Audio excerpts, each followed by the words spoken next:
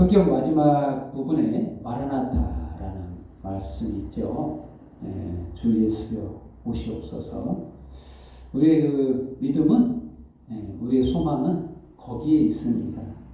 이게 사실 결론이에요. 우리가 고대하던 주님이 오시면 이게 그날이 오는 거죠. 정말 우리가 바라고 바라는 그 주님이 곧 오십니다. 정말 이 세상에 살면서 저와 여러분이 당하는 고난과 핍박과 환난은 무엇 때문에 받는 것인가? 사실 우리가 잘못해가지고 세상 사람들로부터 욕을 먹거나 지탄을 받으면 그거는 환난이 아닙니다. 당연히 벌 받아야 될 잘못으로 인한 벌 받는 거지. 사실 이 환난은 뭐냐면, 이 고난은 뭐냐면, 우리 믿는 자들의 고난은 바로 이 복음 때문에 당하는 거예요. 복음 때문에 힘들어하는, 정말 그게 환난이고 그게 우리가 이겨내야 될 환난이에요. 사실 왜 이렇게 환난을 받느냐? 세상은 사실 개념 자체가 율법주의입니다. 율법주의. 법을 이행하는, 법을 꼭 준행하고 준수해야 되고, 그리고 정확하게 말하자면 신께 잘해야 된다. 이러한 그 자기 공로, 자기 의로 구원을 이루려는 그러한 기본 패턴이 있어요. 거기에서 살아가는 이 믿는 자들은 어떻게 해야 되느냐? 그렇게 살아가는 게 아니잖아요. 우리가 살아가는 것은 나의 공로가 아니라 예수의 공로로, 예수 그리스도의 십자가의 공로로 우리가 살아가잖아요. 그게 믿음이고 그게 복음이에요. 그의 복음은 우리를 살게 하는 거예요. 그러나 세상에 있는 그 율법, 그 법으로는 우리를 구원할 수가 없습니다. 완전케 할 수 없어요. 우리는 죽을 수밖에 없습니다. 세상 가운데 그러한 자기 공로로는 구원을 얻을 수가 없어요. 이게 환난이라는 겁니다. 이게 환난인 거예요. 왜 너만 왜 그렇게 사느냐? 너 이렇게 왜 행복하니? 너 이렇게 즐거워할 수 있느냐? 좀 하라. 네가 그따위로 살아서 되겠느냐? 이런 말 많이 들을 수 있죠. 너 그래가지고는 천국 갈 수 없어. 하나님께 잘해야지. 그렇게 살면 안 돼. 네 생각이 잘못됐어. 이렇게 말한다더니 이게 순환일 수 있어요. 이게 고난일 수 있습니다. 정말 그래서 당하는 많은 힘듦, 이게 고난일 수 있다는 거예요. 믿는 자에게는. 우리는 나의 공로를 의지하는 게 아니에요. 예수 믿는 사람들은 예수 그리스도의 십자가의 공로에 의지해서 그 믿음으로 살아가는 거예요. 그렇기 때문에 이 믿음으로 말미암아 우리들이 자라고 믿음이 자라서 결국에는 풍성하게 사랑으로 열매 맺는다는 거죠. 정말 첫 번째로 그래서 공의로운 심판이 이루어지게 됩니다. 5절 말씀처럼 이는 하나님의 공의로운 심판의 표요 너희로 하여금 하나님의 나라에 합당한 자로 여김을 받게 하려 하미니 그 나라를 위하여 너희가 또한 고난을 받느니라. 무슨 나라? 그의 나라. 바로 하늘나라죠. 천국. 아니 천국 복음을 위해서 고난을 받는다는 거예요. 그 바울이 당하는 고난 누가 더 힘들게 했느냐 했을 때 유대인들이 너무 핍박을 했어요. 물론 로마인들도 그리스도인들을 핍박할 수 있었는데 핍박했었죠. 근데 그 그 이면에 보면 유대인들이 거기에서 역할을 한 거예요. 많이. 그리스도인들을 비판하는데 많은 역할을 했습니다. 가장 힘들게 하는 자들은 누구냐? 유대인들. 예수 그리스도를 믿지 않는 그들이 향한 그리스도인들을 향한 악의적 계획, 이런 것들로 인해서 너무 많은 환난과 고난을 받게 됩니다. 이런 고난은 하나님이 모르실 리가 없죠. 그런데 이 환난을 우리에게는 안식으로 갚으신다. 안식. 우리가 지금 바라는 게 뭐예요? 안식이잖아요. 안식한다는 것은 평화롭게, 행복하게 삶을 누린다. 그런 의미죠. 궁극적으로 우리가 안식을 누리는 것은 천국에서 안식을 누릴 수 있죠. 궁극적으로는. 그렇습니다. 하나님께서는 공의로운 심판을 내리시는데 어떤 심판이냐? 바로 이게 심판의 기준에 대해서 예전에 말씀드렸죠. 이 심판의 기준은 바로 딱 한 가지입니다. 믿음. 바로 예수 그리스도의 공로가 나를 사하게 하는 대속의 죽음을 예수님이 죽어주셨고, 또한 3일 만에 부활하사 다시 오실 예수님, 이걸 믿는 자에게 바로 용서하신다는 거예요. 모든 죄를 용서하시고 새 생명을 주신다는 거예요. 이걸 믿는 믿음 안에서 우리는 구원을 얻었다는 거예요. 이게 심판의 기준이에요. 바로 예수님의 공로를 의지하는가 아니면 자기의 공로를 의지하는가, 이게 심판의 가장 갈림길, 중요한 요소라는 거예요. 결국 하나님을 모르는 자들, 8절 말씀처럼 두 번째 말씀이죠. 두 번째 항목으로 예수 그리스도의 복음. 예수 그리스도의 복음이 뭐냐? 조금 전에 말씀드린 것처럼 예수님이 나를 위해서 십자가에 죽어주셨다는 거예요. 저와 여러분을 위해서. 이것과 3일 만에 나를 위해서 살아나신 것과, 또한 완전케 하시려고 세상 가운데 새로 오시는, 재림하시는 예수님, 이걸 믿는 자에게 바로 복음의 은혜를, 구원의 은혜를 허락하셨다는 거예요. 그러나 이 복음을 믿지 않는 자들은 어떻게 되는가? 두 가지 길밖에 없습니다. 이걸 믿지 않는 자들은 바로 형벌에 따르는데, 가장 큰 형벌이 뭐냐? 물론 지옥에 가서 뜨거운 끝까지 고통받는 것도 이 형벌이지만, 힘든 거지만, 가장 중요한 것, 핵심이 뭐냐? 바로 주의 얼굴을 떠난다는 거예요. 주의 얼굴이 비춰지지가 않아요. 9절 말씀에 이렇게 돼 있죠. 이런 자들이 도대체 누군가요? 믿음이 없는 자들이, 불신한 이런 자들은 주의 얼굴과 그의 힘의 영광을 떠나 영원한 멸망의 형벌을 받으리니. 표현이 좀 독특하죠? 주의 얼굴을 떠난다. 주의 얼굴. 그의 힘의 영광을 떠난다. 이게 얼마나 큰 문제인지 아세요? 사람이, 인간에게 있어서 하나님의 얼굴빛을 보지 못하는 거,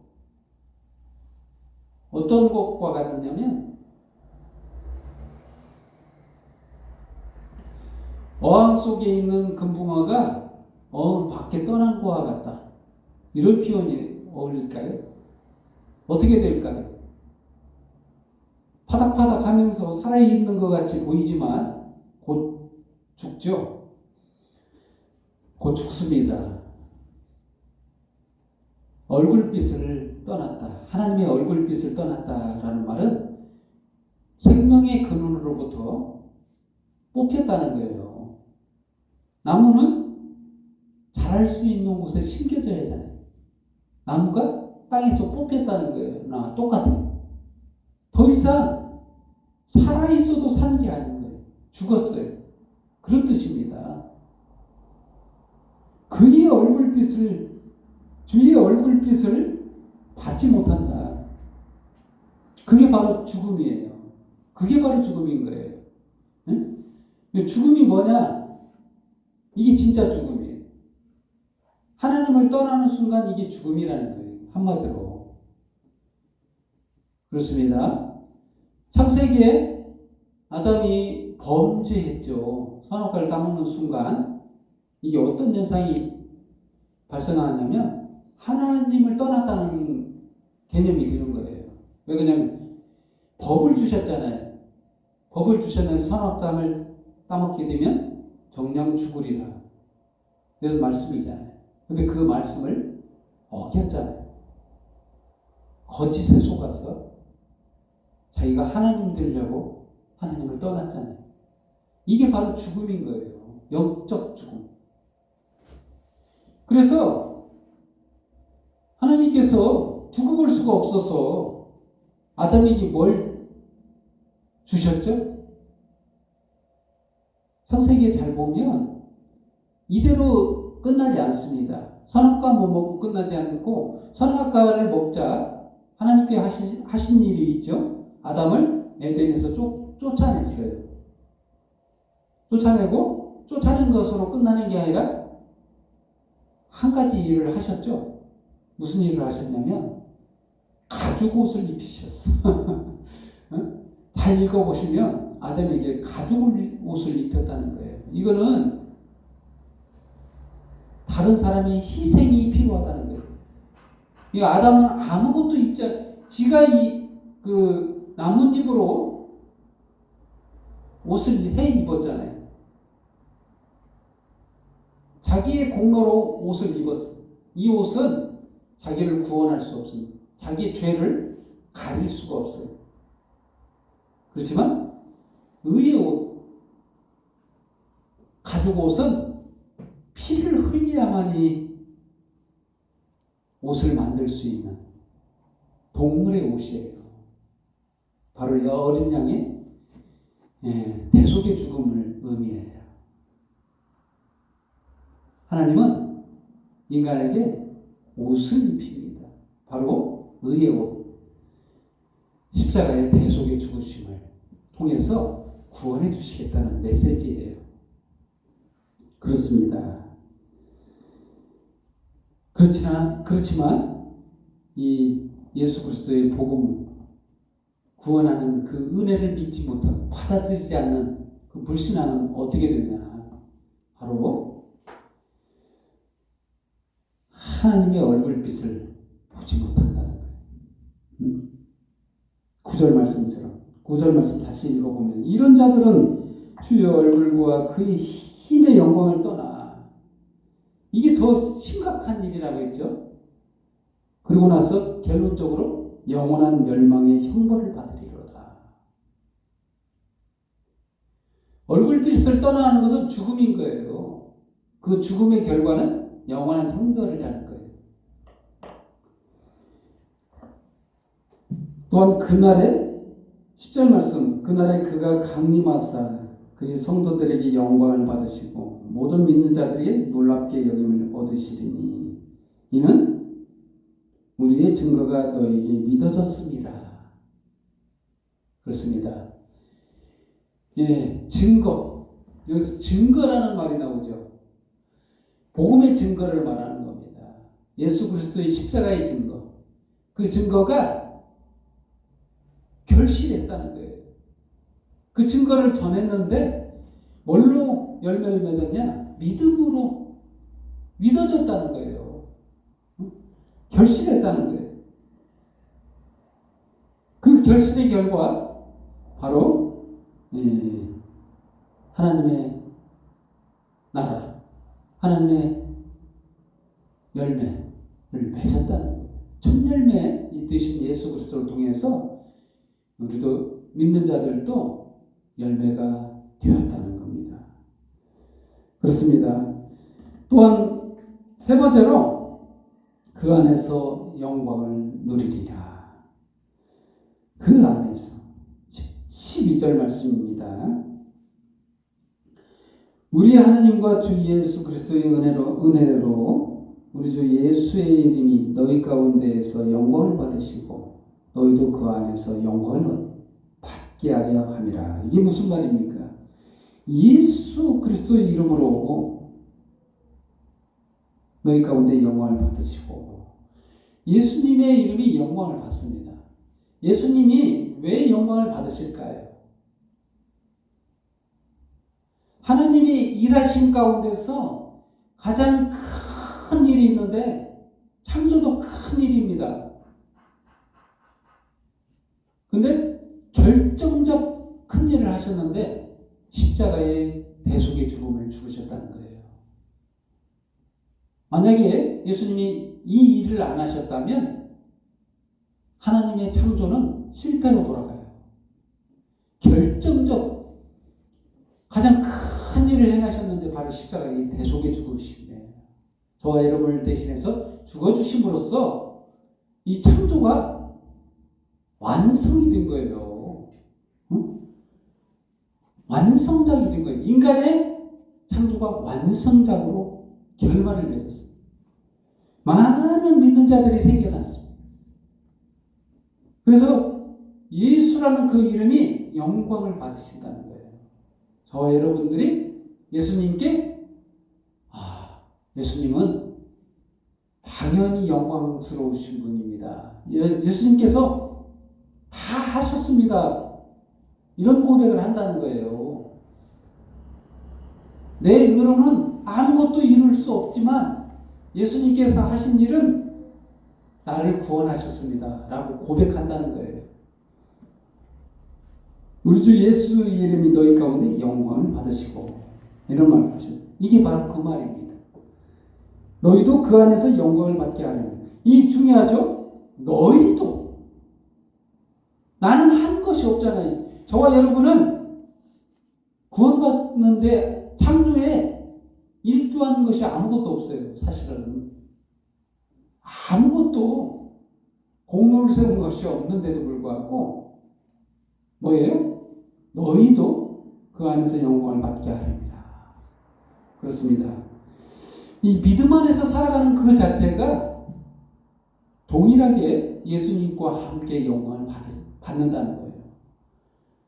영광은 예수님께서 받아야 당연한데, 면류관을 받아야 될 분은 바로 예수님이신데, 동일하게 저와 여러분에게도 똑같은 영광 주신다는 거예요. 면류관을 씌워 주신다는 거예요. 계시록에 보면 면류관을 쓴 많은 보좌에 앉은 자들이 있어요. 그게 누굴까요?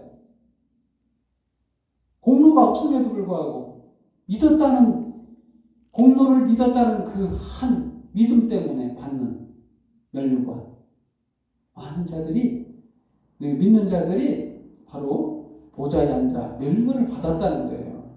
그래서 생각해 봤더니 믿는 자들의 생각은 어떻습니까? 부끄럽죠. 한 것이 없는데 면류관을 받는다니. 그러면서 면류관을 벗어서 예수님께 한다는 겁니다. 이 합당하게 저는 받을 자격이 없습니다, 예수님.